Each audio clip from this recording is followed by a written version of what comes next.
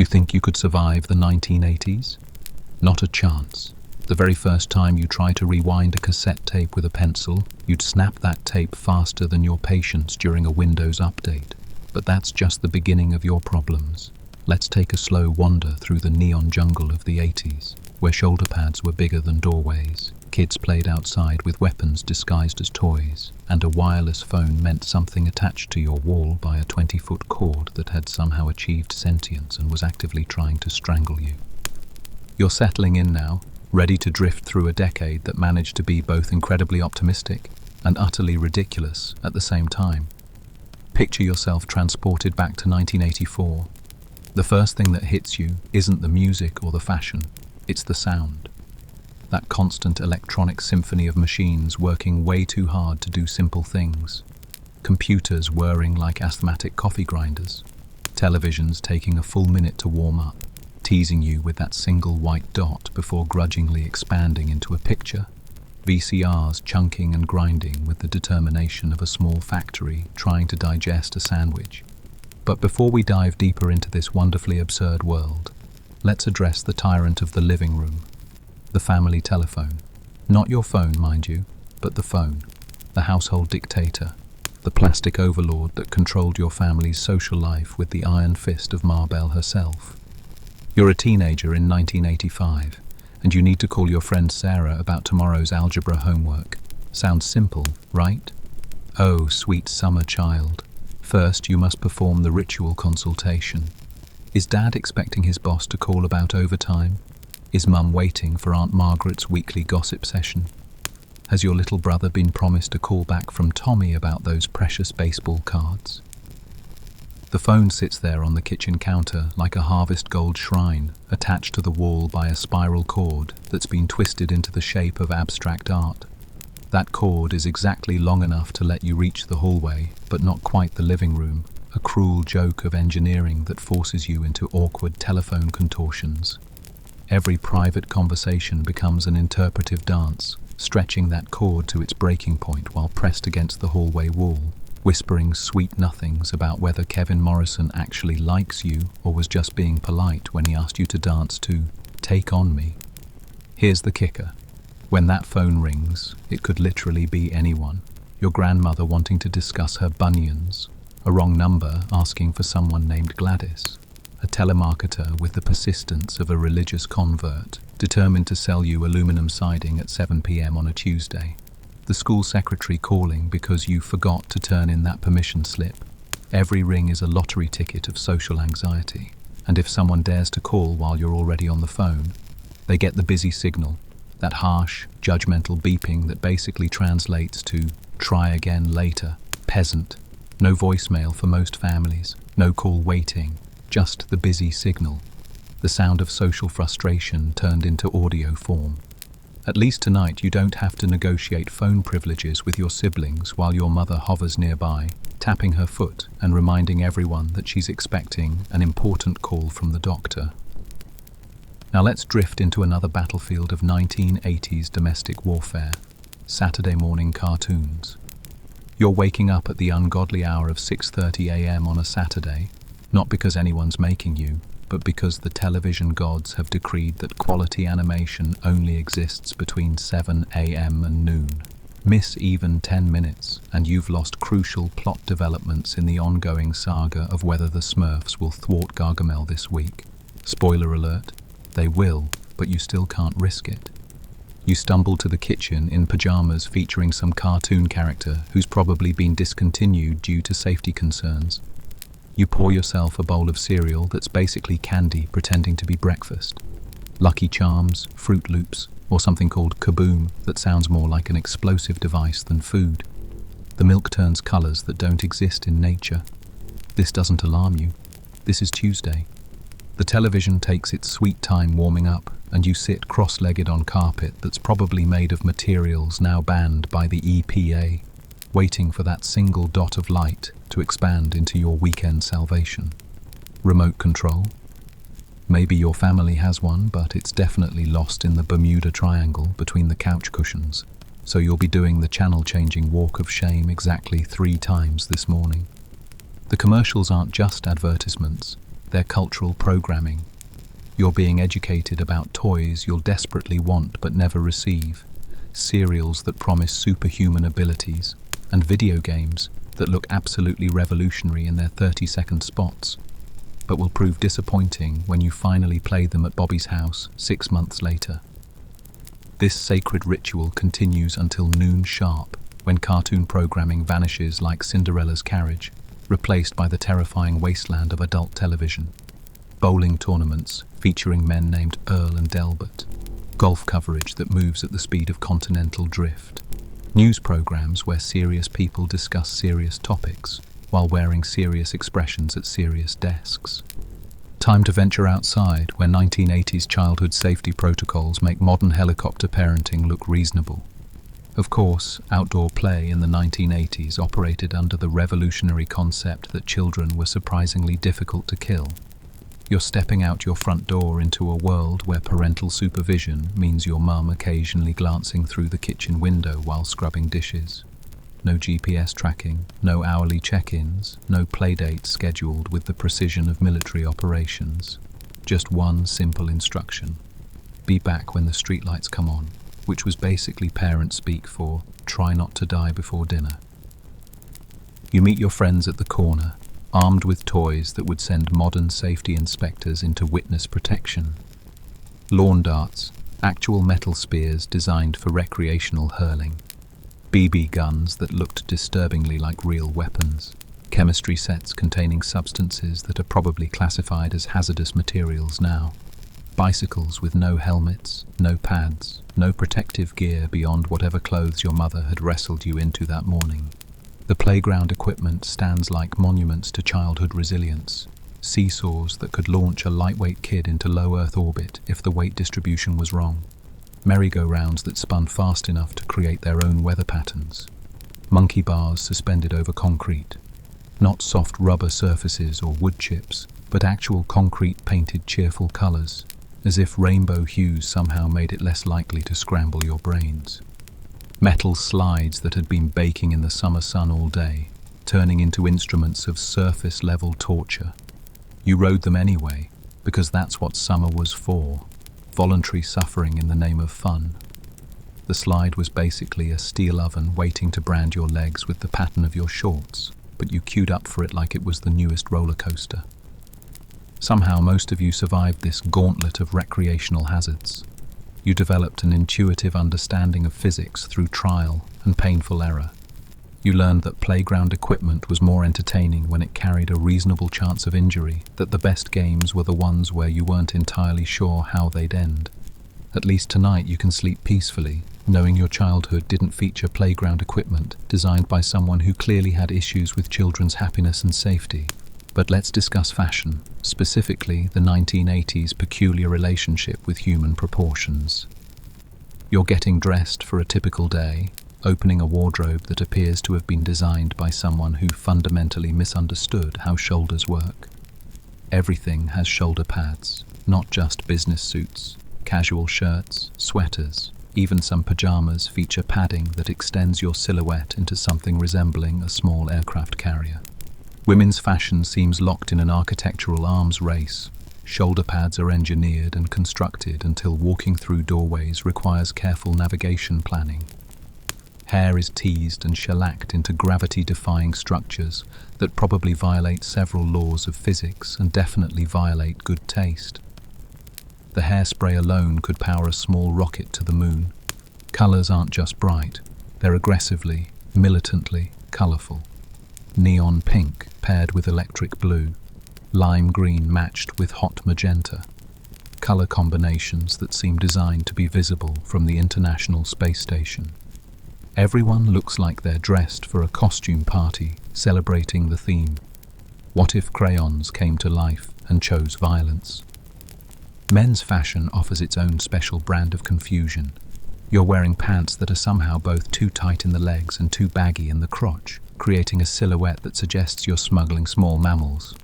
Your shirt collar is large enough to serve as emergency shelter during unexpected weather events. Your tie is wide enough to use as a small tablecloth, featuring patterns that appear to have been designed during a particularly vivid fever dream involving geometric shapes and questionable color theory. The beauty routines required to maintain this aesthetic could qualify as part-time employment. You're spending 45 minutes each morning applying enough hairspray to single-handedly damage the ozone layer, all to achieve the proper architectural integrity for your hairstyle. The bathroom counter looks like a laboratory for experimental chemistry. Curling irons, crimping irons, hot rollers, enough electrical devices to power a small city, all dedicated to making your hair look like you've been struck by lightning in the most photogenic way possible. At least tonight you can wake up with bedhead, and it's still more stylish than anything achieved with an entire arsenal of 1980s hair sculpting equipment. Meanwhile, lurking in the corner of your bedroom like a beige monolith, sits your computer, if you're fortunate enough to own one. Everything about 1980s technology was beige, as if someone decided that the color of vanilla pudding was the perfect aesthetic for the future of human civilization. The computer takes approximately 5 minutes to boot up, during which it makes sounds like a small animal experiencing an existential crisis. You're probably using this technological marvel to play games consisting entirely of green text on a black screen, or perhaps graphics so primitive they look like they were drawn by a talented toddler having an off day. The most sophisticated games involve moving a small square around the screen to avoid other small squares. This passes for entertainment. This represents the cutting edge of digital innovation, and you're absolutely mesmerized because you have no concept of how much better things could possibly get. Saving your progress requires inserting a floppy disk, and yes, they were actually floppy, living up to their name with the structural integrity of wet cardboard. You insert this technological miracle and pray to the computing gods that it successfully stores your data without developing some mysterious error that erases your entire afternoon's work. Backing up files means making physical copies on additional floppy disks, which accumulate on your desk like rectangular coasters for a very boring cocktail party. The printer, if you're blessed with such luxury, sounds like a machine gun operated by someone with terrible timing and produces documents that look like they were typed by an intoxicated robot with vision problems. But it's your intoxicated robot, and you're proud of its dedicated incompetence. At least tonight you can save your work instantly without wondering whether your storage device has developed a sense of humor and decided to consume your homework assignment for its own entertainment. You're walking deeper into this decade now, beginning to understand why survival would have been such a challenge. Not due to any genuine hardships or mortal dangers, but because of the accumulated weight of daily absurdities that required the patience of a Buddhist monk and the problem-solving skills of a professional puzzle solver. Everything took longer. Everything was more complicated. Everything required more patience, more advanced planning, more graceful acceptance of minor defeats. You couldn't instantly access information. You had to remember it, write it down, or find someone who might possibly know it. You couldn't communicate immediately. You had to wait your turn, schedule your conversations, accept that some thoughts would remain unshared until tomorrow, or possibly next week. And yet, there's something almost meditative about this world of limitations, something oddly peaceful about the enforced slowness, the required patience, the built-in pauses that modern life has systematically eliminated.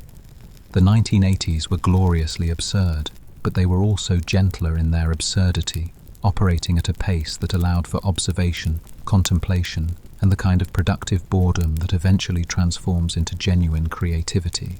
As you drift deeper into this neon-tinted landscape of shoulder pads and floppy disks, you're beginning to understand that perhaps the real question isn't whether you could survive the 1980s, but whether the 1980s could survive the collision with your modern expectations of instant everything, your assumption that all problems should have immediate solutions, your inability to wait more than 30 seconds for anything to happen.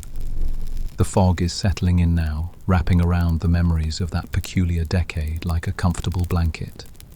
Rest easy knowing that somehow everyone navigated those years of technological confusion and fashion disasters, emerging with stories to tell, and the profound appreciation for progress that only comes from living through times when progress was still figuring out which direction it wanted to go. The fog is lifting slightly now, revealing another layer of this peculiar decade, one where fashion sense went to die and music consumption required the patience of a medieval monk copying manuscripts. You're drifting deeper into a world where looking good meant looking like you'd been dressed by someone who'd only heard clothing described second-hand, and where hearing your favorite song required more strategic planning than a military operation. Let's start with the morning ritual of getting dressed, shall we? You're standing in front of your wardrobe. Though wardrobe is perhaps too generous a term for what appears to be a collection of fabric-based practical jokes. Everything is neon. Not just bright colours, mind you, but colours so aggressive they seem to have territorial ambitions. You're pulling on a tracksuit that's the exact shade of radioactive lime, paired with leg warmers that serve no discernible purpose beyond making your legs look like they're wearing fuzzy ankle socks designed by someone with serious commitment issues. The tracksuit itself defies several laws of physics and good taste simultaneously. The fabric makes a sound when you move, a gentle swishing that follows you everywhere like a textile conscience, announcing your presence 3 rooms ahead of your actual arrival. The jacket zips up to your chin with the enthusiasm of someone trying to protect you from a nuclear winter, while the pants somehow manage to be both skin-tight around your ankles and billowing around your thighs, creating a silhouette that suggests you're smuggling small weather systems in your lower extremities. Your hair, naturally, requires its own engineering degree to achieve proper 1980s specifications. If you're blessed with naturally straight hair, you'll spend the next 45 minutes attacking it with a crimping iron, a medieval torture device disguised as a styling tool that creates zigzag patterns resembling the heartbeat monitor of someone experiencing chronic anxiety. The goal is to achieve maximum volume with minimum structural integrity, creating a hairstyle that looks like you've been struck by lightning while standing in a wind tunnel. If you're male, you're probably sporting a mullet, that magnificent monument to confused priorities that somehow convinced an entire generation that business in the front, party in the back was a viable life philosophy. You're achieving this look with hair products that could probably strip paint, carefully sculpting the front into respectable submission, while allowing the back to cascade with the wild abandon of someone who's given up on society's expectations entirely. And the perm. Oh, the perm. If you've been subjected to this chemical adventure, you're walking around with hair that's been essentially reorganized at the molecular level, transformed into a collection of spirals that seem to have their own weather patterns. The smell of perm solution lingers for days, a chemical bouquet that announces to everyone within a 5-foot radius that you've recently had your hair professionally confused. At least tonight you can wake up tomorrow with whatever hair texture genetics actually gave you, without requiring a team of specialists and enough chemicals to qualify as a small-scale industrial operation. But fashion is only half the battle. Let's drift into the musical landscape of the 1980s, where actually hearing music required more patience than a meditation retreat and more strategy than international diplomacy. You want to hear your favorite song? Adorable.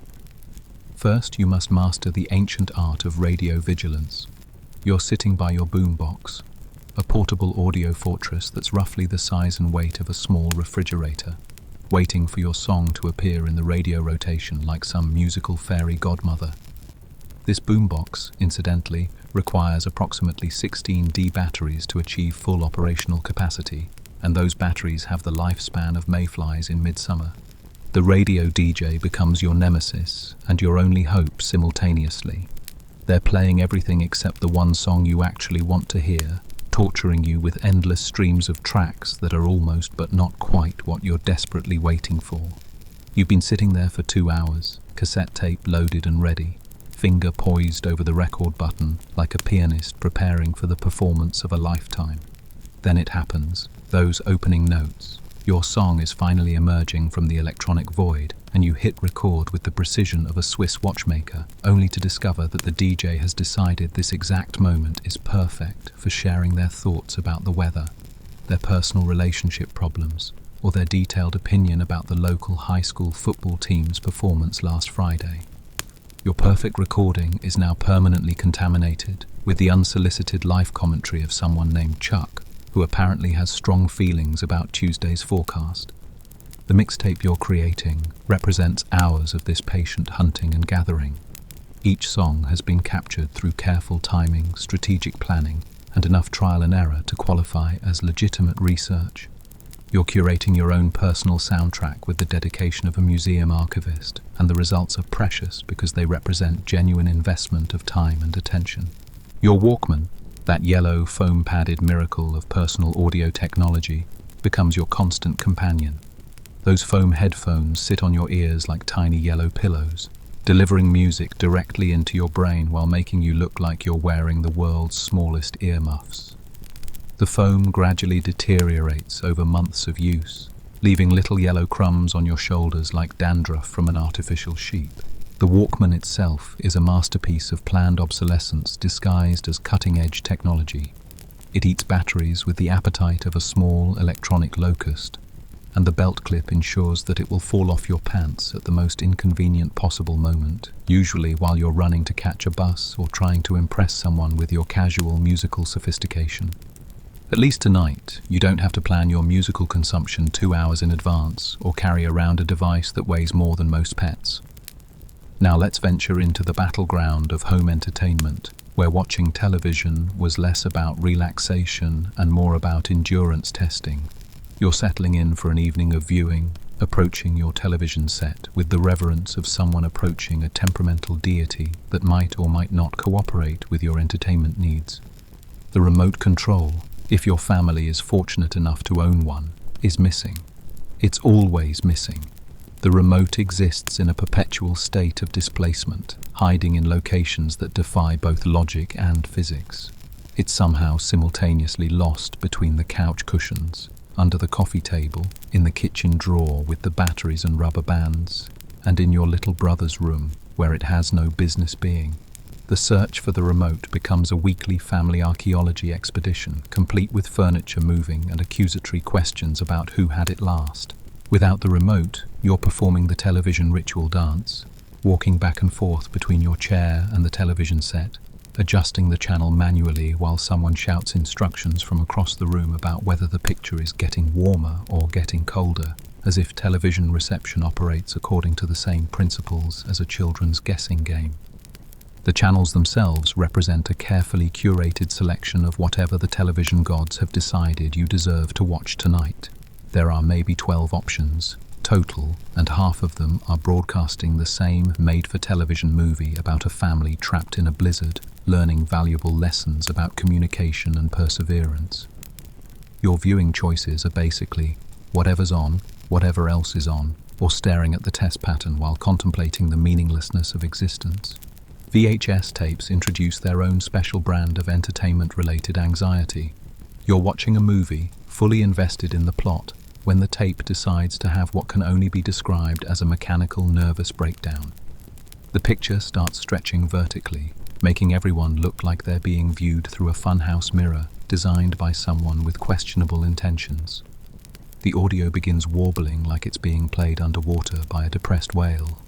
The solution, naturally, is to eject the tape and perform the ancient ritual of VHS maintenance, rewinding it completely, then fast-forwarding it completely, then rewinding it again, all while gently tapping the cassette case and whispering encouraging words like you're coaxing a frightened animal out of hiding. Sometimes this works. Sometimes it makes everything worse. Sometimes the tape gets eaten entirely, and you're left with several feet of magnetic ribbon trailing from your VCR, like electronic spaghetti, requiring surgical intervention with a ballpoint pen and the patience of a saint. At least tonight, you can watch whatever you want, whenever you want, without having to negotiate with a machine that seems to take personal offense at your entertainment choices. But you're starting to sense something deeper about this decade now, a pattern emerging through all these daily absurdities. The 1980s weren't just inconvenient, they were training you for a different kind of life entirely. A life where instant gratification was literally impossible, where every small pleasure required genuine effort, where patience wasn't just a virtue but a basic survival skill. Your perfectly curated mixtape represented hours of active listening and careful attention. Your television viewing was deliberate and planned because changing the channel required physical effort. Your fashion choices, however questionable, were made with real commitment because fixing your hair took 45 minutes and removing those leg warmers required genuine dedication to the process. There's something almost meditative about living in a world where everything takes longer, where every decision carries more weight because reversing it is such an ordeal. You're learning to live with your choices, to find satisfaction in effort rather than outcome, to appreciate small victories in a way that modern convenience has made almost impossible to understand. The neon is beginning to dim around the edges now, the geometric patterns on your impossibly wide tie starting to blur into abstract art. You're drifting deeper into this strange decade where everyone looked like they were dressed for a costume party, but no one seemed to be in on the joke, where music was precious because it was difficult to obtain, where entertainment was planned and deliberate because spontaneity was essentially impossible. But as you settle further into this world of shoulder pads and cassette tapes, you begin to wonder what other challenges await you in the deeper reaches of 1980s existence. After all, we've only explored the surface layers of fashion disasters and musical frustration. What happens when you venture into the playground of childhood, where safety standards were more like gentle suggestions and toys were designed by people who apparently believed children were made of rubber and optimism? What happens when you venture into the playground of childhood, where safety standards were more like gentle suggestions and toys were designed by people who apparently believed children were made of rubber and optimism? The playground awaits you like a miniature gladiatorial arena, each piece of equipment serving as a different form of character-building torment disguised as recreational fun. You're approaching the monkey bars, or as they were more accurately known, the forearm strength assessment and concrete impact training facility. These weren't positioned over that lovely spongy material that cushions modern playgrounds. No, these monkey bars were thoughtfully suspended over pure, unforgiving concrete, as if the playground designers had consulted with medieval dungeon architects about optimal surface hardness for maximum educational impact. The theory, apparently, was that children would develop both upper body strength and an intimate understanding of gravity's uncompromising nature. You're hanging there, your small hands gripping metal bars that have been heating in direct sunlight until they've achieved the approximate temperature of a blacksmith's forge, while your classmates cheer you on with the bloodthirsty enthusiasm of Romans watching gladiators. Your palms are developing blisters that will serve as permanent reminders of this character-building experience, and your inevitable descent to the concrete below will teach you valuable lessons about risk assessment and the importance of grip strength. The slide represents perhaps the crown jewel of 1980s playground engineering, a towering metal monument to the principle that fun should come with genuine physical consequences. This isn't a gentle slope designed for leisurely descent. This is essentially a solar panel disguised as playground equipment, absorbing heat throughout the day until it reaches temperatures that could theoretically be used for cooking. You're climbing those metal ladder rungs, each one hot enough to leave temporary brands on your palms, approaching a slide surface that's been baking in the sun until it's achieved the thermal properties of a frying pan left on high heat. The descent itself is less recreational activity and more physics experiment in friction and heat transfer. You're sliding down at velocities that would make toboggan racers nervous, your shorts providing approximately the same protection as tissue paper, while the metal surface brands temporary racing stripes onto the backs of your legs. The static electricity build-up ensures that you'll arrive at the bottom looking like you've been struck by lightning, with hair standing at angles that defy conventional understanding of aerodynamics.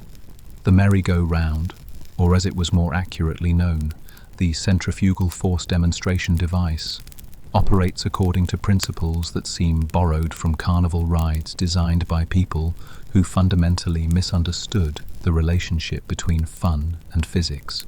This isn't the gentle, controlled rotation of modern playground equipment. This is a flat metal platform that spins with the determined enthusiasm of a washing machine having an existential crisis, propelling children in trajectories that would make NASA engineers reach for their calculators. You're gripping the metal handles with the desperation of someone clinging to a life raft in a hurricane, while the kid who's been designated as the pusher, usually someone who's failed to grasp the concept of moderation, spins you with the focused intensity of someone trying to achieve orbital velocity. The goal, apparently, is to reach speeds where the laws of physics begin making personal visits to explain why humans weren't designed for this particular form of recreational transportation. At least tonight you can enjoy playground equipment that's been designed by people who've apparently heard of liability insurance and basic human anatomy. But even retreating indoors provided no sanctuary from the 1980s commitment to character building through barely controlled danger. Your toy box represents a collection of items that seem to have been designed by people who viewed childhood as an extended audition for extreme sports participation. Let's start with lawn darts, or jarts, as they were affectionately known by parents who apparently believed that children should learn about projectile physics through hands-on experimentation with weighted metal spikes. These weren't gentle games of skill. These were essentially medieval siege weapons scaled down for backyard use. You're standing in your yard, holding what amounts to a metal-tipped javelin, aiming for plastic rings while your parents offer helpful encouragement, like try not to impale your sister. And remember, arc trajectory is important. The fact that these were marketed as family entertainment suggests a fundamental misunderstanding of either family dynamics or basic safety principles, possibly both. Your Easy Bake Oven represents another triumph of 1980s toy engineering, operating on the revolutionary principle that children should learn cooking skills using an actual heating element that reaches temperatures capable of inflicting genuine thermal injury. This isn't pretend cooking. This is legitimate food preparation using a device that's essentially a miniature furnace disguised as a toy. You're baking tiny cakes using real heat, real burns, and the kind of electrical wiring that would make modern safety inspectors develop nervous disorders. The chemistry set sitting on your shelf contains actual chemicals, not the safe educational substances found in modern sets, but legitimate laboratory materials that could theoretically be combined to create effects ranging from mildly explosive to requiring immediate ventilation. The instruction manual reads like a guide to amateur explosives manufacturing, complete with warnings that seem to have been written by someone who fundamentally believed that children learn best through direct exposure to controlled danger. At least tonight you can enjoy toys that have been designed by people who apparently understand that childhood shouldn't require hazard pay. But the real battlefield of 1980s childhood wasn't the playground or the toy box. It was your own bloodstream, which was being subjected to sugar concentrations that would make industrial chemists reach for their protective equipment. Nutrition in the 1980s operated according to principles that seemed to have been developed by someone who'd confused balanced diet with equal parts sugar, artificial coloring, and preservatives. You're starting your day with cereal that's essentially candy disguised as breakfast food, each colorful piece containing enough sugar to power a small electronics device. The milk turns colors as the artificial dyes leach out, creating a rainbow effect that would be beautiful if it weren't happening inside food you're actually consuming. The nutrition facts seem to have been written by someone who considered contains vitamins to be equivalent to is basically a health food, regardless of the fact that those vitamins are swimming in a sea of processed sugar and chemicals with names that sound like they belong in a laboratory rather than a breakfast bowl. Your lunchbox contains what can only be described as a carefully curated selection of items that seem designed to test the outer limits of human sugar tolerance. You've got Pixie Sticks, essentially pure sugar in convenient straw form, marketed as if consuming crystallized sweetener directly was a normal recreational activity. There are candy cigarettes, because apparently someone thought it would be educational for children to practice smoking using confectionery products, complete with powdered sugar that creates realistic smoke effects when you exhale. The school cafeteria represents perhaps the pinnacle of 1980s nutritional philosophy, serving meals that appear to have been designed by people who'd only heard food described secondhand. You're being served rectangles of pizza that achieve the remarkable feat of being simultaneously greasy and completely flavorless, accompanied by vegetables that have been cooked until they've achieved the color and texture of wet paper towels. The chocolate milk is bright brown in a way that suggests the involvement of industrial chemistry rather than actual dairy products, and it comes in cartons that seem designed to explode the moment you attempt to open them. ensuring that your shirt becomes a permanent record of your lunch choices. At least tonight you can consume beverages that don't require advanced engineering skills to access and won't stain your clothing in colors that don't occur in nature. The sugar crash that follows these nutritional adventures turns afternoon classes into endurance challenges that would test the patience of meditation masters. You're sitting in classrooms where the air itself seems thick with chalk dust, not the pleasant educational chalk dust of romantic school fantasies, but genuine particulate matter that makes breathing an active decision rather than an automatic bodily function. The teacher is operating an overhead projector, a technological marvel that requires the patience of a saint and the mechanical skills of a small appliance repair specialist to achieve basic functionality. The projector itself represents a triumph of optimistic engineering, designed by people who apparently believed that teachers possessed the technical skills of audiovisual specialists and the mechanical intuition of precision instrument technicians. The bulbs burn out with the regularity of mayflies, always at the exact moment when their use becomes crucial for educational purposes. The transparencies, those magical sheets of clear plastic that somehow transform handwriting into illegible light patterns, seem to have been designed by people who fundamentally misunderstood how human vision operates. When technology really fails, out comes the film strip projector, that magnificent monument to the principle that education should come with its own soundtrack of mechanical clicking and the constant threat of mechanical breakdown. You're watching educational content about topics ranging from why sharing is important to the life cycle of frogs, while the projector makes sounds like a small robot having digestive problems. The film strip itself invariably breaks at the most dramatic moment, leaving you staring at a white screen while your teacher performs emergency repair surgery using Scotch tape and the kind of focused determination usually reserved for actual medical procedures. But you're beginning to sense that we've only scratched the surface of educational challenges in this remarkable decade.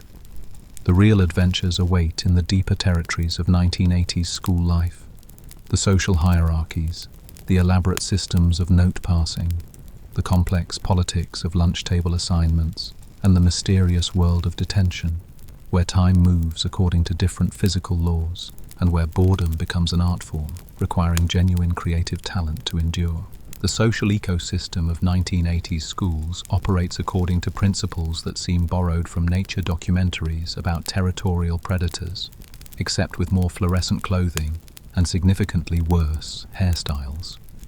You're navigating hallways where fashion choices serve as tribal identifications, and where a single wrong accessory decision could result in social exile lasting until graduation, or possibly beyond. Your wardrobe represents a carefully curated collection of items that future generations will view with the same bewildered fascination typically reserved for archaeological artifacts from lost civilizations. You're wearing a members-only jacket, that miraculous piece of outerwear that manages to be simultaneously too thin for actual weather protection and too synthetic to allow normal human perspiration. The jacket's peculiar collar design suggests it was created by people who'd only heard fashion described through interpretive dance, while its fabric composition reads like a chemistry experiment gone slightly wrong. Beneath this engineering marvel, you're sporting a t-shirt featuring geometric patterns in colors that don't occur naturally in any known ecosystem. The shirt seems to have been designed by someone who confused eye-catching with retina damaging, creating visual effects that could theoretically be used as emergency signaling devices. Your pants, let's call them pants, though they bear little resemblance to traditional leg coverings, are constructed from materials that make distinctive swishing sounds as you walk, announcing your presence with all the subtlety of a marching band having a breakdown.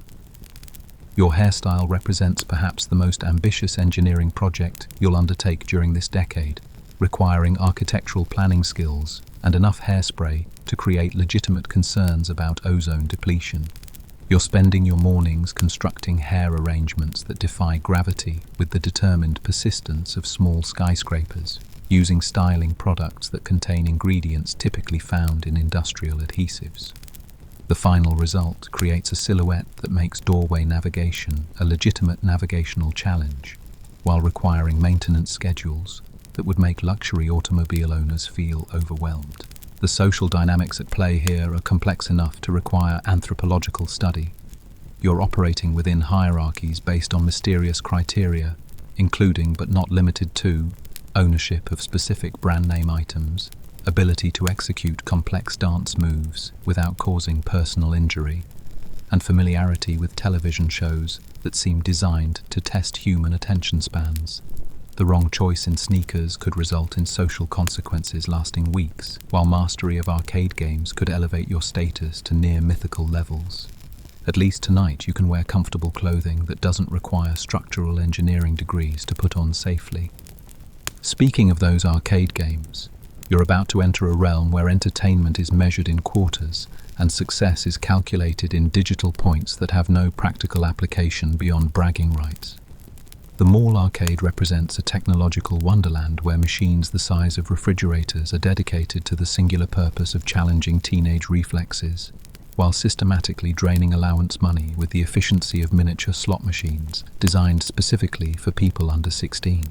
You're approaching Pac-Man, that yellow circle of perpetual hunger who's become something of a cultural phenomenon despite having the character development of a geometric shape with dietary issues. The game cabinet itself weighs approximately as much as a small automobile and generates enough heat to warm a modest apartment, while the joystick has been worn smooth by thousands of desperate teenage hands trying to achieve the kind of precision that would make Swiss watchmakers proud. The quarters disappear with remarkable speed as you navigate maze-like levels populated by ghosts whose AI seems borrowed from very confused household pets. Each game lasts approximately 37 seconds, just long enough for you to develop false confidence before discovering that digital fruit doesn't actually provide supernatural powers, despite what the flashing bonus indicators might suggest. The high score list becomes a monument to teenage dedication, featuring initials like ASS and DIE, because apparently even digital immortality comes with content restrictions.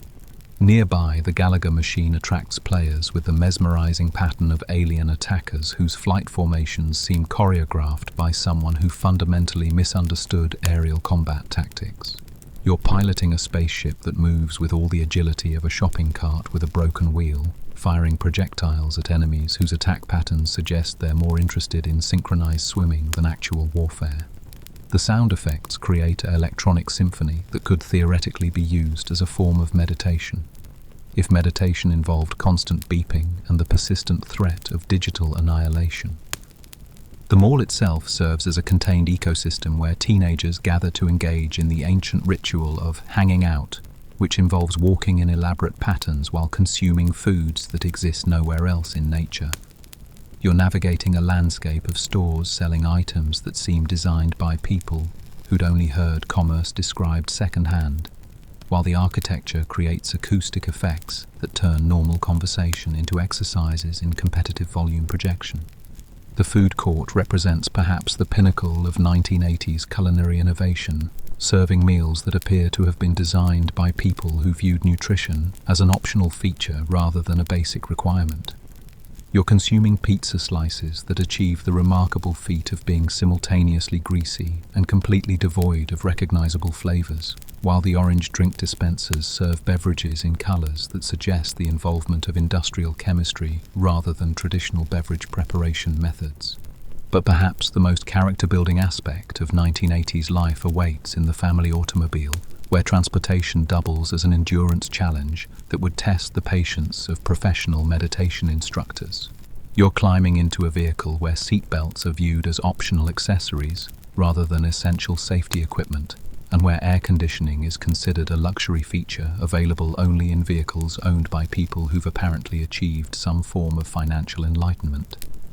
The car's interior reaches temperatures that could theoretically be used for food preparation, while the vinyl seats become adhesive surfaces that form temporary bonds with exposed skin. You're settling in for journeys where entertainment consists entirely of radio stations that fade in and out with the mysterious unpredictability of weather patterns, playing songs that seem to be broadcast from alternate dimensions, where musical taste operates according to completely different principles.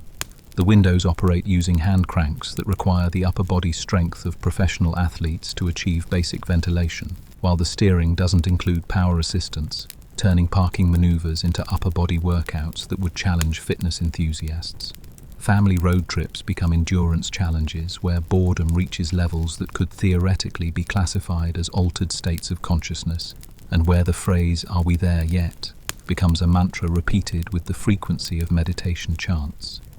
Your parents navigate using paper maps that unfold to dimensions, requiring architectural planning to manage properly, creating navigation systems that transform simple journeys into collaborative puzzle-solving exercises involving the entire family. Getting lost becomes a regular adventure that adds mysterious extra hours to any planned departure, while the radio provides a soundtrack of static interspersed with occasional musical programming that seems to be curated by people who fundamentally misunderstood human auditory preferences. But if you thought the clothes and the car rides were questionable, wait until we step inside the 1980s living room, where furniture, decor, and electronics seem to be in a fierce competition for which could age the worst. The 1980s living room exists as a testament to humanity's ability to make decorating decisions that would perplex future archaeologists for centuries. You're entering a space where every surface seems to have been selected by people who confused homey with deliberately challenging to the human visual system, creating environments that require psychological adjustment periods typically associated with deep-sea diving or high-altitude mountaineering. The shag carpet beneath your feet represents perhaps the most ambitious textile engineering project of the decade, creating floor coverings with pile heights that could theoretically hide small household pets. You're walking across surfaces that seem to have been designed by people who viewed vacuuming as an extreme sport, where cleaning requires specialized equipment and the kind of upper body strength typically associated with professional landscaping. The carpet's color scheme suggests the involvement of people who'd only heard colors described through interpretive poetry, resulting in hues that don't occur naturally in any known ecosystem and seem to shift mysteriously under different lighting conditions. The walls showcase wood paneling that appears to have been harvested from trees that grew in alternate dimensions, where photosynthesis operates according to completely different principles. This paneling creates visual effects that make rooms feel simultaneously smaller and larger than their actual dimensions, while the grain patterns seem designed to induce the kind of meditative states typically achieved through years of disciplined spiritual practice. The installation process apparently required the skills of professional carpenters who'd somehow confused rustic charm with psychological endurance challenge. Your parents have furnished this space with items that seem to have been designed by people who viewed comfort as a secondary consideration to making bold aesthetic statements that would confuse visitors for decades to come. The sofa represents an engineering marvel that manages to be simultaneously too soft for proper back support and too firm for actual relaxation, upholstered in fabrics featuring patterns that could theoretically be used as camouflage in environments that exist only in fever dreams. The coffee table, constructed from materials that seem to be competing in some form of weightlifting competition, supports glass ashtrays the size of medieval helmets, apparently designed for people who'd fundamentally misunderstood the scale of human tobacco consumption. At least tonight, you can relax on furniture that doesn't require strategic planning to sit on comfortably. The entertainment center dominates the room with the imposing presence of a technological monument built to honor humanity's relationship with television broadcasting. You're approaching a TV set that weighs approximately as much as a small refrigerator and generates enough heat to serve as auxiliary home heating, while its screen displays images with the clarity and color accuracy of impressionist paintings created by people who'd only heard colors described secondhand. The rabbit ear antennas perched atop this electronic marvel require constant adjustment with the precision of radio telescopes searching for extraterrestrial life, turning channel selection into collaborative engineering projects involving the entire family. Reception quality varies according to mysterious atmospheric conditions that seem to follow principles borrowed from weather prediction, where moving 3 inches in any direction could mean the difference between watchable programming and abstract electronic art. you're developing the specialized skills of an antenna adjustment technician, learning to hold specific positions for extended periods, while family members shout feedback about signal quality from across the room. The concept of rabbit ears apparently originated from people who'd observed actual rabbit behavior and somehow concluded that this represented optimal antenna design principles. The VCR sits beneath the television like a technological enigma whose blinking 12 o'clock display serves as a constant reminder of humanity's complex relationship with digital timekeeping. This miraculous device represents the cutting edge of home recording technology, assuming you can master the programming interface that seems to have been designed by people who viewed user-friendliness as an unnecessary luxury feature. The instruction manual reads like technical documentation for space exploration equipment, requiring engineering degrees to achieve basic recording functionality. Loading videotapes involves mechanical precision typically associated with surgical procedures, while the rewind function produces sounds that suggest the involvement of tiny hamsters operating miniature construction equipment. The tracking adjustment knob becomes your primary tool for achieving picture quality that doesn't induce headaches, requiring the fine motor control of professional Swiss watch repair specialists. Fast-forward and rewind operations transform movie viewing into strategic planning exercises, where finding specific scenes involves mathematical calculations about tape length and playback speed. Family viewing rituals operate according to schedules that would challenge professional event coordinators to manage effectively. You're waiting entire weeks for single television episodes, creating anticipation levels typically reserved for major holiday celebrations or significant life events. Missing your favorite show means waiting months for reruns, turning television programming into exercises in careful time management and social calendar coordination.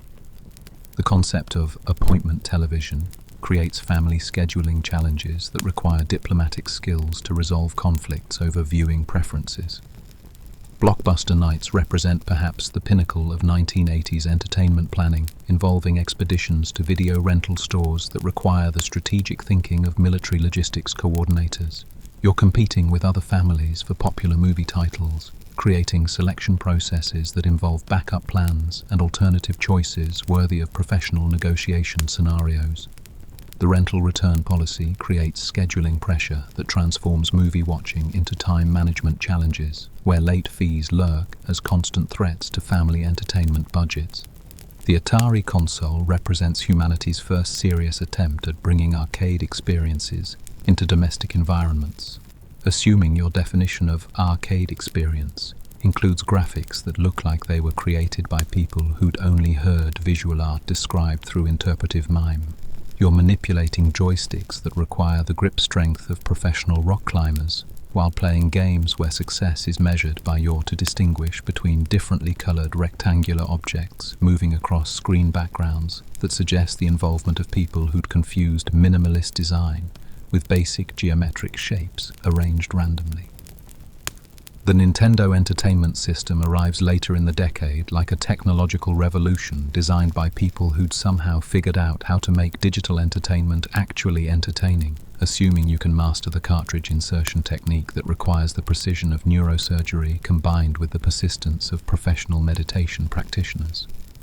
Blowing into game cartridges becomes a specialized skill requiring the lung capacity of professional wind instrument players, while the controller design suggests the involvement of people who'd actually tested their products on human hands. At least tonight, your entertainment doesn't require you to perform maintenance rituals on plastic rectangles just to make them function properly. The dining experience revolves around TV dinners that represent perhaps humanity's most ambitious attempt to recreate restaurant meals, using only aluminum foil and industrial food preparation methods.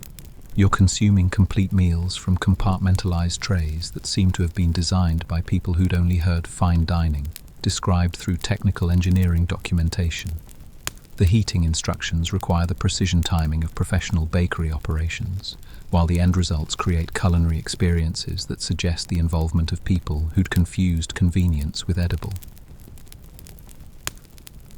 The Jell-O preparation represents a weekly family chemistry experiment involving substances that transition between liquid and solid states according to principles that seem borrowed from advanced physics demonstrations. You're creating desserts in colors that don't occur naturally in any known food groups, while the final products achieve textures that challenge basic human expectations about what constitutes appropriate eating experiences. The molds create decorative presentations that suggest the involvement of people who'd confused festive with architecturally ambitious. Crystal Light and Tab represent beverage innovation designed by people who'd apparently decided that traditional flavor profiles were optional features rather than basic requirements.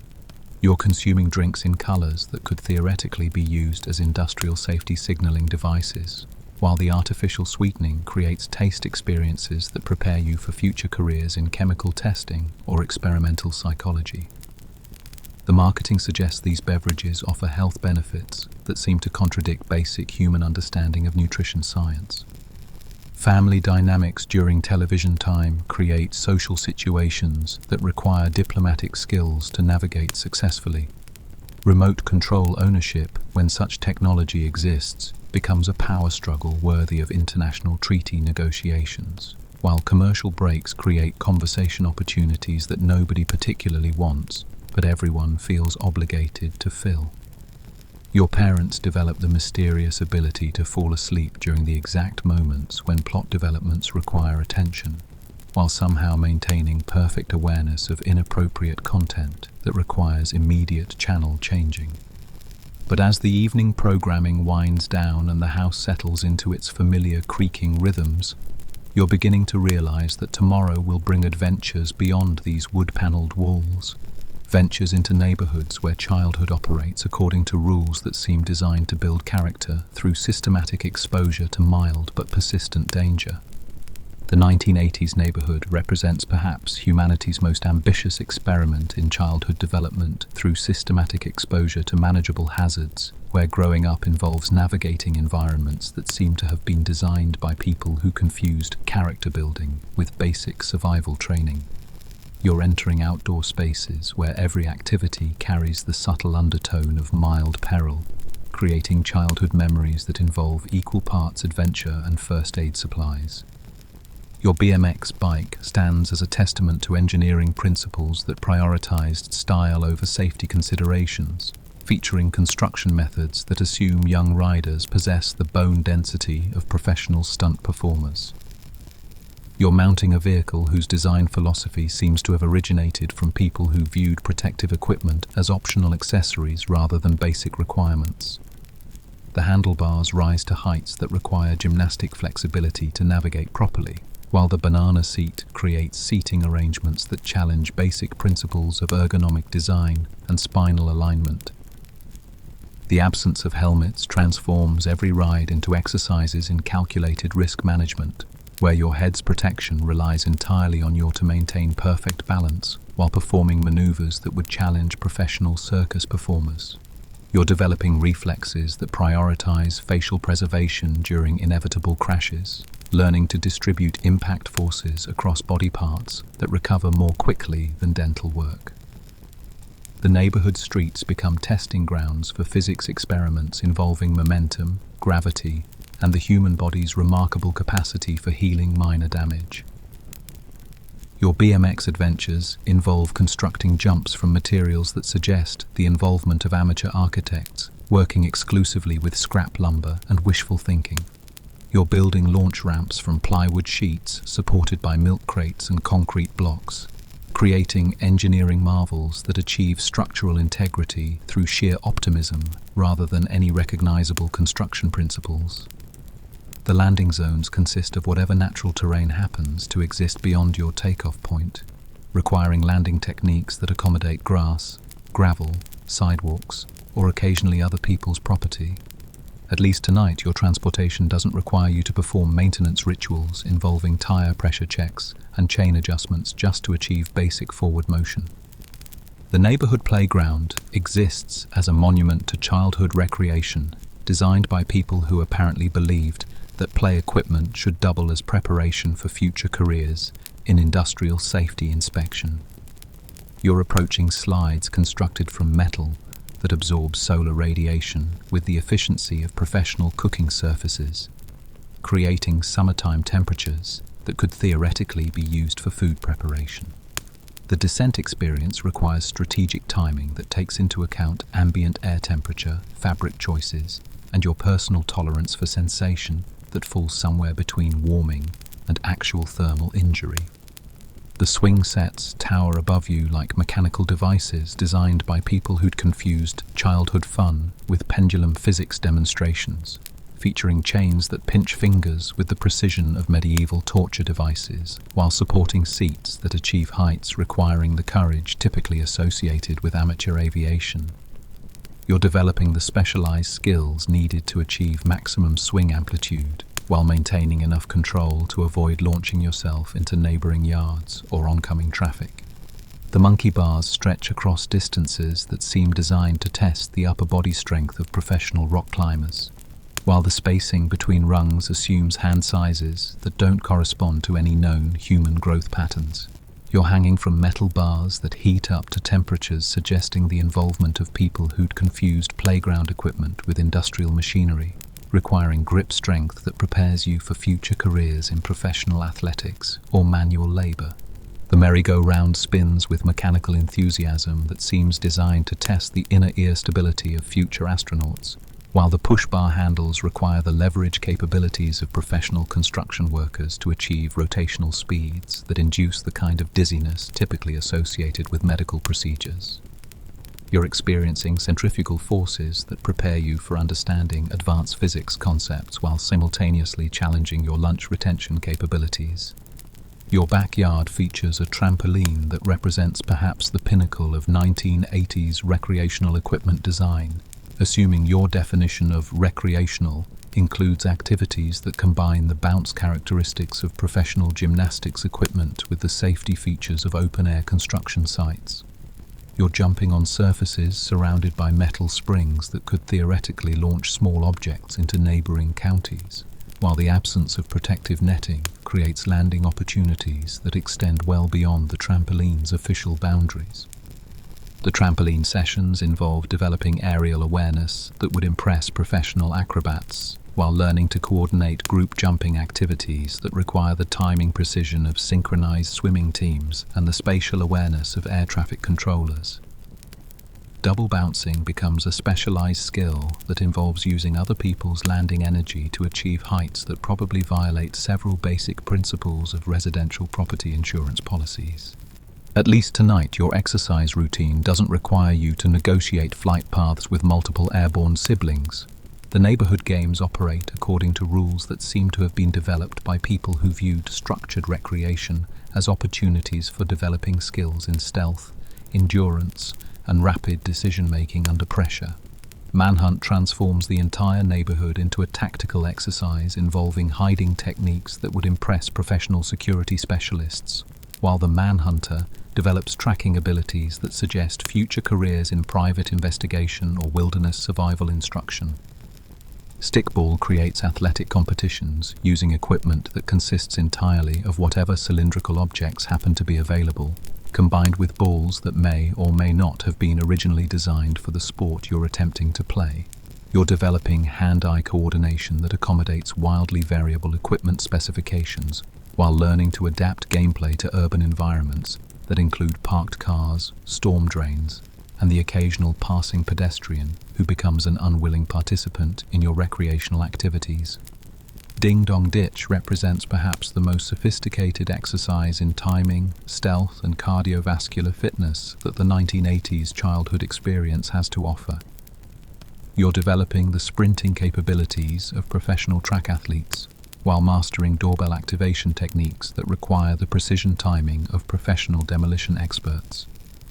The post-doorbell escape routes involve navigating residential landscapes that challenge the agility of professional parkour performers, while the psychological satisfaction suggests the involvement of people who'd confused harmless pranks with elaborate performance art. Your parents have developed a neighborhood management system that relies entirely on vocal projection techniques and the assumption that children possess the hearing capabilities of professionally trained wildlife trackers. Come home when the streetlights turn on becomes the primary timekeeping method for childhood activities, creating scheduling systems that operate according to seasonal light variations and the mysterious timing of municipal electrical systems. The garden hose serves as the neighborhood's primary hydration source, offering water that tastes like it's been filtered through rubber tubing and municipal treatment systems that prioritize safety over flavor considerations. You're drinking from sources that require the courage of people who view water quality as less important than immediate thirst satisfaction, while developing the immune system resilience that suggests future careers in international travel or experimental cuisine. Stranger danger exists as a theoretical concept rather than the comprehensive safety protocol it would become in future decades, creating childhood experiences where unsupervised exploration represents normal recreational activity rather than cause for immediate parental intervention. You're developing independent skills that assume basic competence in navigation, problem solving, and the ability to distinguish between genuinely threatening situations and the kind of minor adventures that build character through overcoming manageable challenges. Your neighborhood roaming extends for blocks in every direction, creating territories that require the mapping skills of professional explorers, while developing the social networking abilities needed to maintain friendships that span multiple streets, school districts, and family situations. The boundaries of your world expand according to your growing competence rather than arbitrary age restrictions, rewarding demonstrated responsibility with increased freedom to explore environments that offer new challenges and learning opportunities. The medical management system for childhood injuries operates according to principles that prioritize rapid treatment over extensive professional consultation, assuming that most damage falls into categories that respond well to basic first aid techniques and the healing capabilities of young human bodies. Scraped knees receive treatment from bathroom medicine cabinets stocked with supplies that could theoretically handle anything short of actual emergencies, while the peroxide application creates foam displays that suggest successful treatment through visible chemical reactions. Band-aids become fashion accessories that document your daily adventures while providing protection for wounds that serve as evidence of successfully navigating outdoor challenges. You're learning to evaluate injury severity according to bleeding quantity, pain duration, and whether the damage interferes with continued play activities, developing diagnostic skills that prepare you for basic medical assessment and pain tolerance that would impress healthcare professionals. Jarts, also known as lawn darts, represent perhaps the most ambitious attempt to create backyard entertainment using projectile weapons that seem to have been designed by people who'd confused family recreation with training exercises for medieval siege warfare.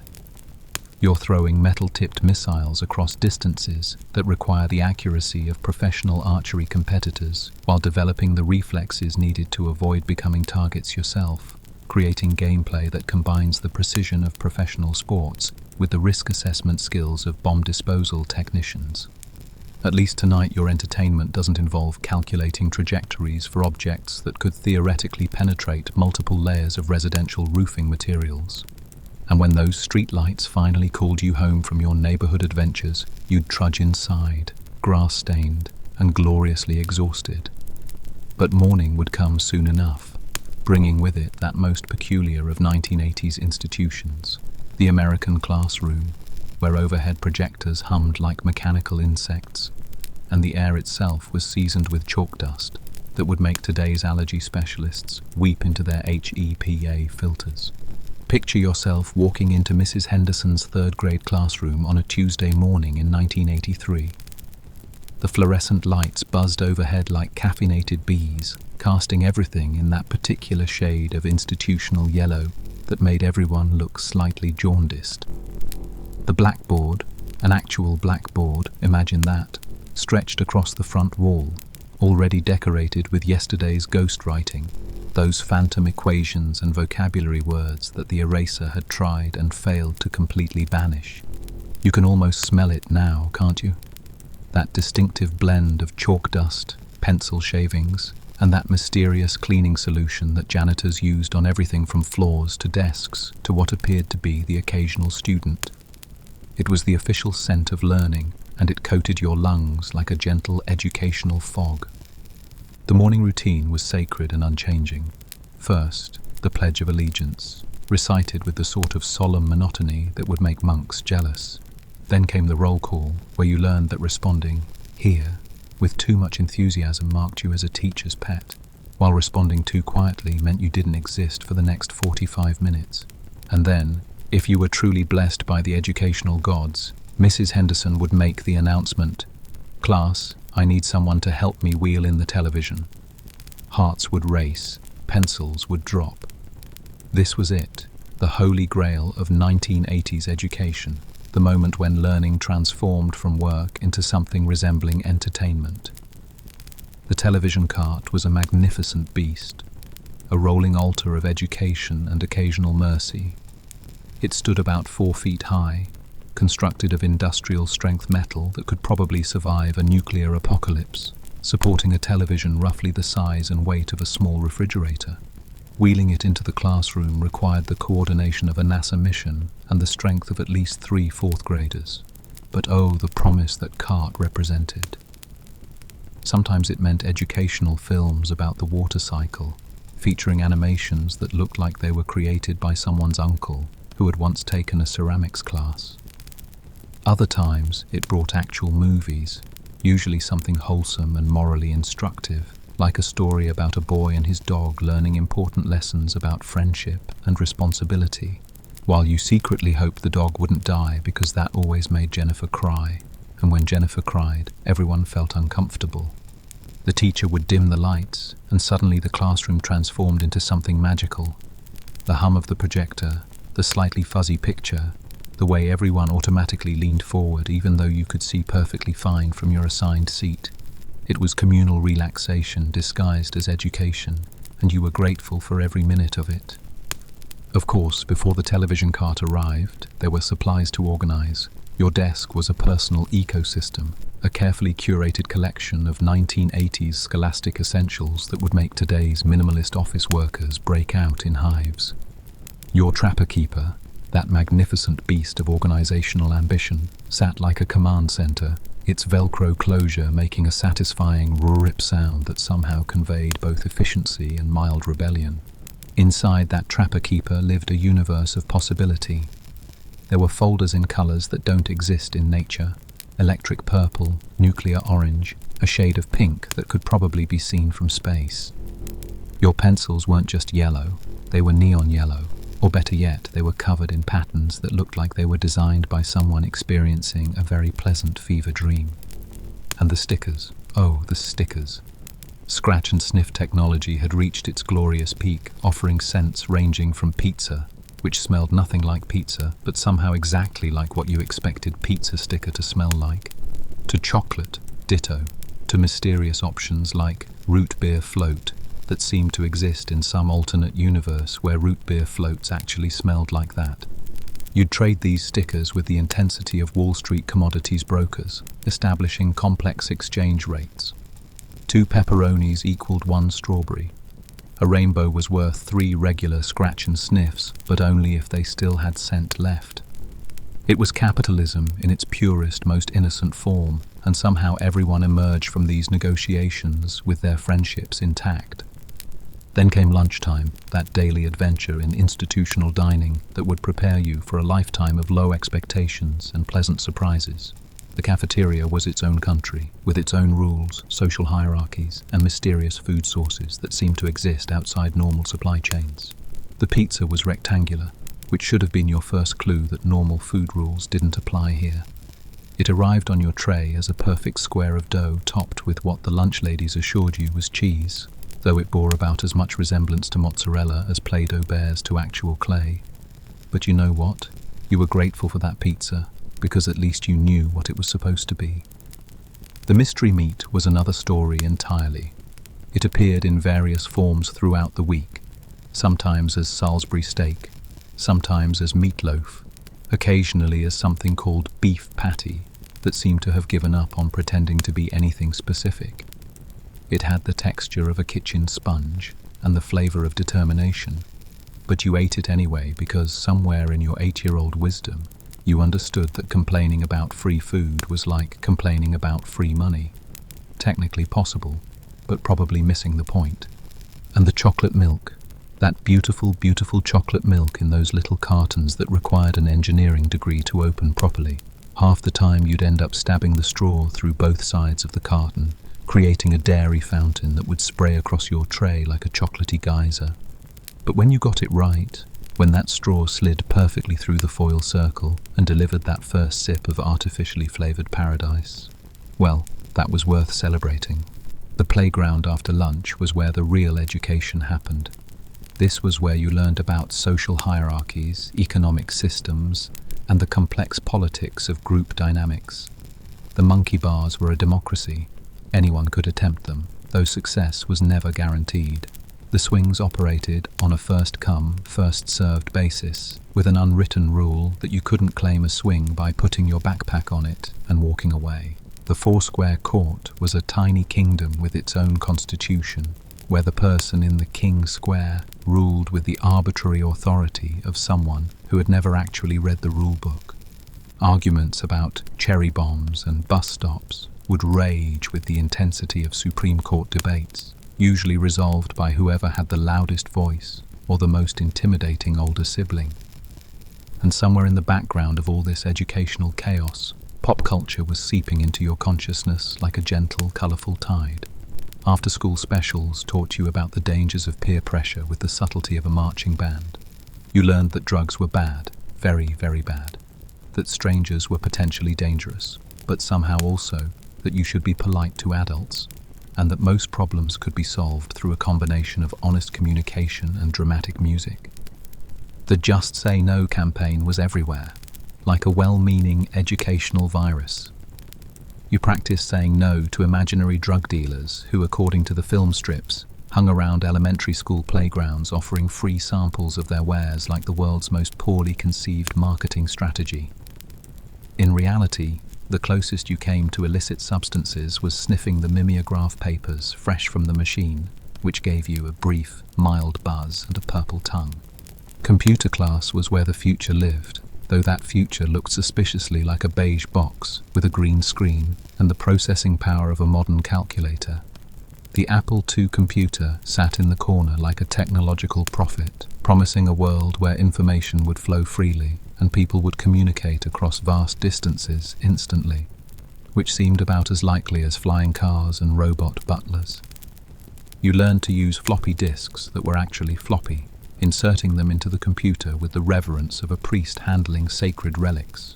The games were simple, usually involving either math problems disguised as adventures or adventures disguised as math problems.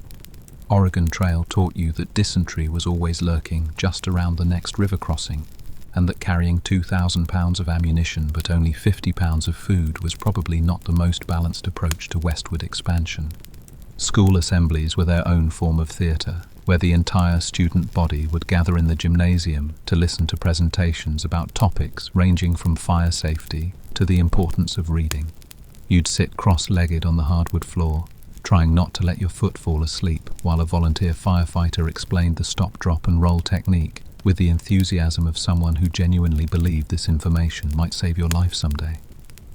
The pep rallies were louder affairs, where cheerleaders would attempt to generate enthusiasm for sports teams that half the school couldn't identify. You'd clap along dutifully, grateful for the break from regular classes, but not entirely sure why you were supposed to care whether the Wildcats beat the Panthers in next Friday's game. Still, there was something infectious about the collective energy, the way a few hundred kids could create excitement out of nothing but noise and shared experience. Through it all, you absorbed the lessons of the 1980s like a small educational sponge. You learned that fitting in was important, but being yourself was also important, and somehow you were supposed to navigate the tension between these two truths without anyone actually explaining how. You discovered that adults had a mysterious ability to find problems in the most innocent activities while completely overlooking actual chaos happening right under their noses. You practiced the fine art of appearing to pay attention while your mind wandered to more pressing concerns. Whether Tommy really had a Nintendo at his house, if you'd remembered to feed your Tamagotchi, and what your mum was making for dinner. These were the real educational priorities, the ones that would shape your understanding of time management, responsibility, and the delicate balance between obligation and desire. And gradually, almost without noticing, you began to understand that school was just one part of a larger, more complex world. The real learning happened in the spaces between classes, in the conversations during lunch, in the playground negotiations, and the quiet moments when you realized that growing up was happening whether you were ready for it or not. The bell would ring at 3 o'clock and you'd gather your neon folders and scratch and sniff stickers, your pencils worn down to nubs from a day of diligent note-taking and casual doodling. You'd file out of the classroom with the orderly chaos of a small army, ready to continue your education in the places where it really mattered. Because school might have ended at 3 o'clock, but the true education of the 80s continued in basements, malls, and living rooms across the country. And what an education it was. A masterclass in finding joy in the simple act of having nowhere important to be and nothing particularly urgent to do. Picture yourself stepping off that big yellow school bus, your trapper-keeper clutched against your chest like a neon shield. The afternoon sun casting long shadows across sidewalks that seemed to stretch toward infinite possibility. The neighborhood was awakening from its daytime slumber, garage doors rumbling open to reveal dads in polo shirts, contemplating lawn care with the intensity of military strategists. But first, there was that sacred ritual of the after-school snack. You'd push through the front door into the familiar embrace of home, that particular blend of carpet freshener, your mum's perfume, and whatever mysterious cleaning products lived under the kitchen sink. The refrigerator hummed its mechanical lullaby while you conducted a thorough investigation of its contents, searching for something that didn't require actual cooking or parental supervision. The pantry held its own treasures, boxes of cereal that doubled as afternoon entertainment, crackers shaped like tiny goldfish that somehow tasted better than they had any right to, and those little packets of fruit snacks that were probably 40% sugar and 60% good intentions.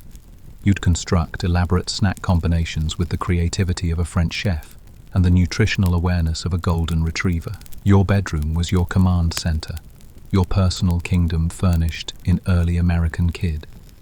The walls were covered with posters that reflected your evolving identity.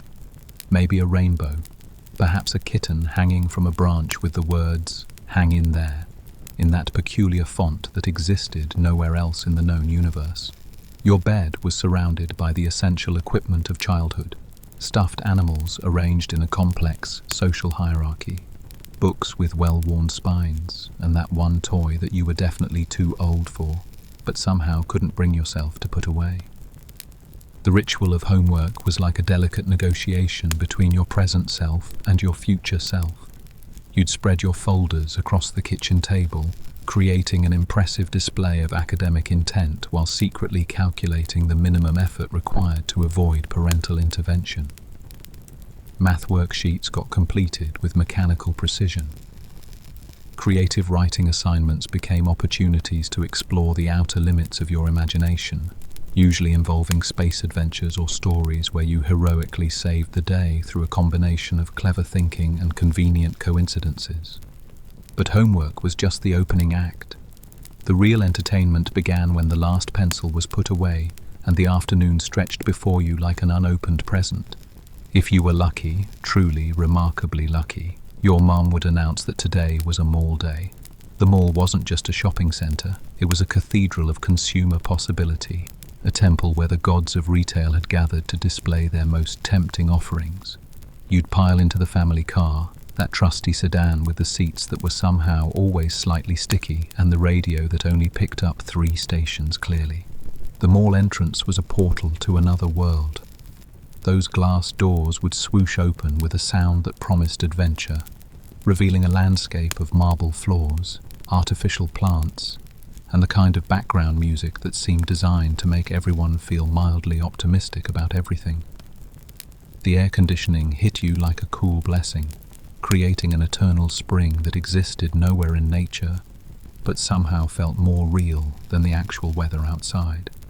The arcade was your first pilgrimage site, a glowing cavern of electronic dreams where quarters disappeared faster than cookies at a bake sale. The games beeped and flashed with hypnotic intensity, each machine a tiny universe with its own rules, characters and impossible challenges, Pac-Man munched his way through mazes with the determination of a very small, very hungry philosophy student. Frogger faced traffic patterns that would make city planners weep. And somewhere in the corner, pinball machines rang and buzzed with the mechanical chaos of a very small, very enthusiastic robot circus. You'd develop personal relationships with these machines, learning their quirks and timing like a musician learns an instrument. The joystick on Defender always pulled slightly to the left. The fire button on Gallagher had to be pressed just so.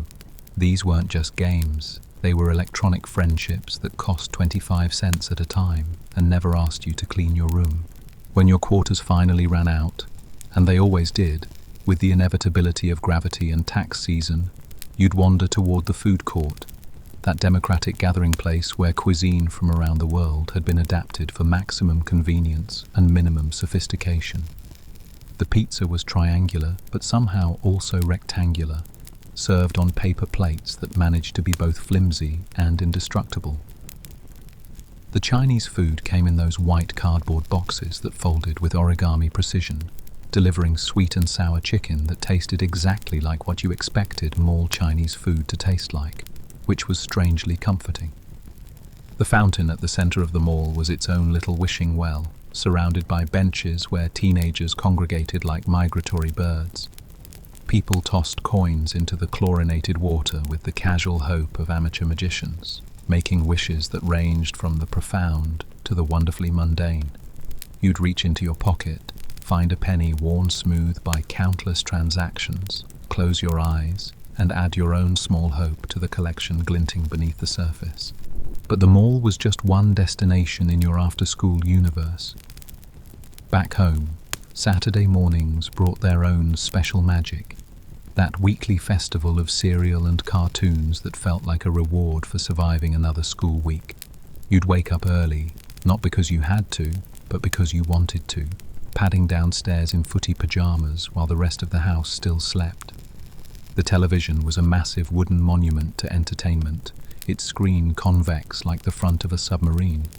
You'd twist the channel dial with the precision of a safe cracker, searching for that perfect combination of bright colors and cheerful chaos. The cartoons weren't just shows, they were tiny theatrical productions, each episode a carefully orchestrated symphony of adventure, humor, and life lessons delivered by characters who existed in a world where anvils fell from the sky with surprising regularity. The commercials were almost as entertaining as the shows, miniature movies designed to convince you that happiness could be purchased for $19.95 plus shipping and handling. Toys transformed from simple plastic into epic adventures through the magic of clever camera work, and children who were apparently much more photogenic and enthusiastic than anyone you actually knew. You'd absorb these messages with the uncritical acceptance of someone who still believed in the tooth fairy and hadn't yet learned to be cynical about marketing. Your cereal bowl was a personal mixing laboratory where you conducted experiments in milk-to-cereal ratios, sometimes creating combinations that probably violated several laws of physics and most principles of nutrition. The marshmallows in Lucky Charms were currency. The prize in the Cracker Jack box was treasure. The cartoon on the back of the cereal box was literature of the highest order, offering puzzles and games that could occupy your attention for exactly as long as it took to finish breakfast. When the cartoon block ended and boring grown-up shows began, you'd migrate to other forms of entertainment. Board games emerged from closets like old friends, their boxes slightly dented and held together with the kind of tape that had become a permanent family member. Monopoly games could last for geological ages, with property empires rising and falling while arguments about house rules created temporary constitutional crises that somehow resolved themselves without permanent damage to family relationships. The operation game buzzed with the authority of a tiny medical emergency every time your hand shook while extracting the funny bone or the bread basket. Hungry hippos attacked their marble meals with the manic enthusiasm of very small, very competitive vacuum cleaners. And somewhere in the back of the closet, a Rubik's Cube sat partially solved, its colorful squares frozen in a state of perpetual, almost completion, a three-dimensional reminder that some puzzles were meant to be admired rather than conquered. The living room was the heart of your domestic universe, dominated by that magnificent wooden television cabinet that probably weighed more than your current car. The remote control, when your family finally acquired one, was a technological marvel roughly the size of a small brick and about half as responsive. Changing channels required the kind of patience usually reserved for meditation or waiting for dial-up internet connections. Your dad would claim dominion over this remote with the territorial intensity of a very relaxed lion, flipping through the 7 available channels with the focused determination of an explorer seeking new continents. You'd watch whatever he settled on, grateful for the opportunity to share in the communal ritual of television consumption, even if the show was about golf or home improvement or other mysterious adult interests. The couch itself was a landscape of comfort, its cushions shaped by years of family movie nights and Sunday afternoon naps.